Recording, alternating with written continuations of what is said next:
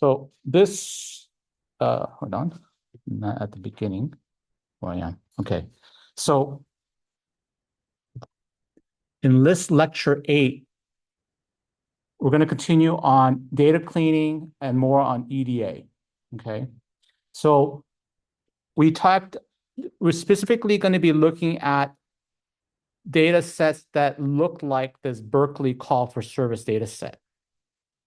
And you remember that in the prior lecture, we actually talked about different kinds of input records or input data. So one of them was dealing with JSON, right? So dealing with JSON, even like the one we saw for the tokens in the that I generated out of the NLP, you can see that basically one big section out of this JSON is the sentences, right? And then being able to put this into a data frame, right? And then doing processing on that. So that is the key things about what we talked about before, which is taking a JSON data structure, putting it into a Panda data frame, and then you're going to do some kind of analysis on that data. And so the things that we're looking for are things like, what are there some redundant columns that maybe we don't really need? And then are there some duplicate numbers or duplicate data? So the reasons why we want to eliminate some columns or know which columns to ignore in our data frame is that when we build a linear regression model later on, we're going to tell our model which columns to pay attention to in the data frame. And if we just say, look at all the data frames, well, you can say, oh, that's better, right? Just throw all the data into the linear regression model. Won't it make it better? Not necessarily true, okay? So we need to know which particular columns in the data frame we want our linear regression models or any of our other kind of models to pay attention to.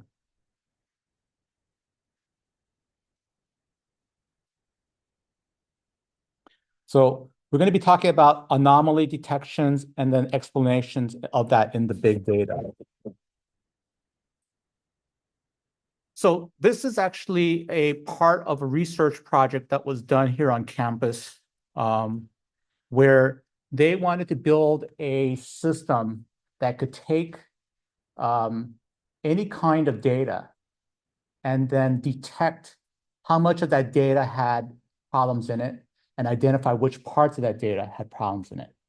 And this is applicable for what we do in EDA, right? Which is knowing which part is problematic and knowing what parts we have to fix. Okay.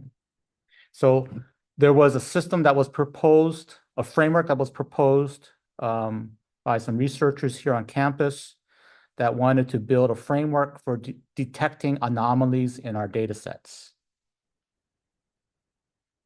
So the quality data is very important for doing any kind of analysis or any kind of prediction. So if you don't have really good data, then you're not really going to get good analysis results, or you're not going to get good predictions.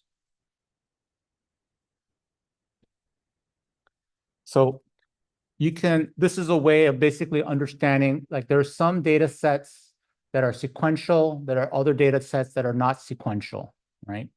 So in some cases, it's giving you very specific examples like breast cancer data sets or climate data, and that certain kind of data sets and numerical values don't actually have some kind of sequential values. Okay, so one that's better to understand is weather, right? Like here in California, when we see the weather sort of rising and rising and lowering during the day, we see it escalating gradually or lowering down gradually. by evening time. Whereas in breast cancer or something like that, we're looking for measurements, so let's say, of cancerous cells. So it's not going to be a sequential kind of numbering. Maybe for treatment, you might see hopefully a gradual reduction of cancer cells. But when you're just measuring by itself, you're not going to see sequential numbers. And then there are certain aspects about the data that if you think about the data, about what kind of data it is, there are certain kind of constraints. And I kind of alluded to this earlier, which is, for example, wind speed, right?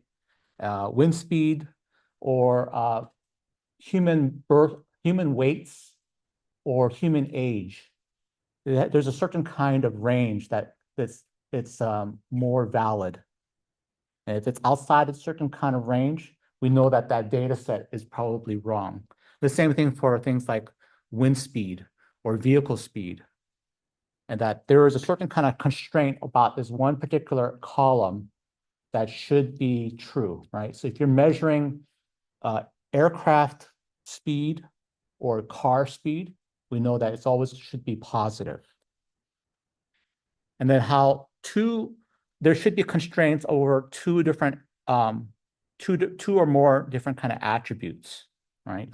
So when, let's say, an aircraft has a speed, then it should have an altitude, right? Because if it doesn't have an altitude, then the aircraft isn't above the ground, right? And vice versa. And then there's constraints about a single attribute across multiple records. So this is like the patient's weight across a time. So the time and then the weight, especially for a young infant, that as time is increasing, that the weight should be increasing, right? It shouldn't be decreasing. And kind of applies to that last point here too as well. And then there's different kinds of constraints that are dependent on domain of that data. So if we are just looking at speed, right, just generic speed, if we're measuring athletes running across the field, that sometimes the athlete is not moving versus a speed of an aircraft, right? So we need to know more about the domain to make any kind of judgment whether the data has some anomalies depending on the certain kind of data set. So if we're dealing with athletes, we know that a human can only run so fast and that there's going to be a lot of times when the athlete is not moving or is at rest.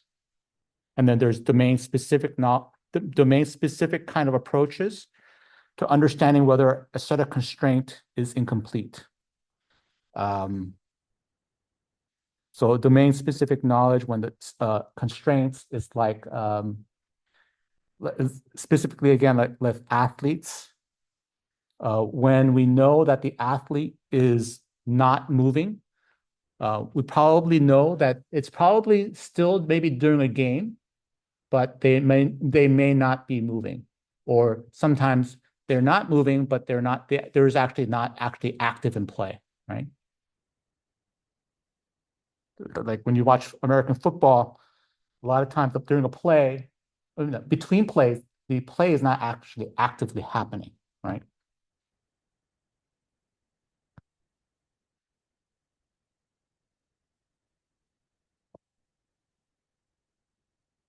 So last point here is about some statistical approaches of anomaly detection.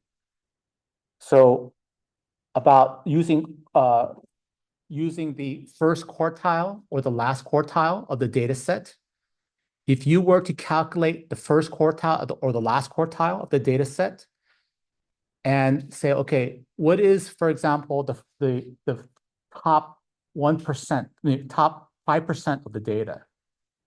Or what is the quartile at 95% or 98%? What does that data look like?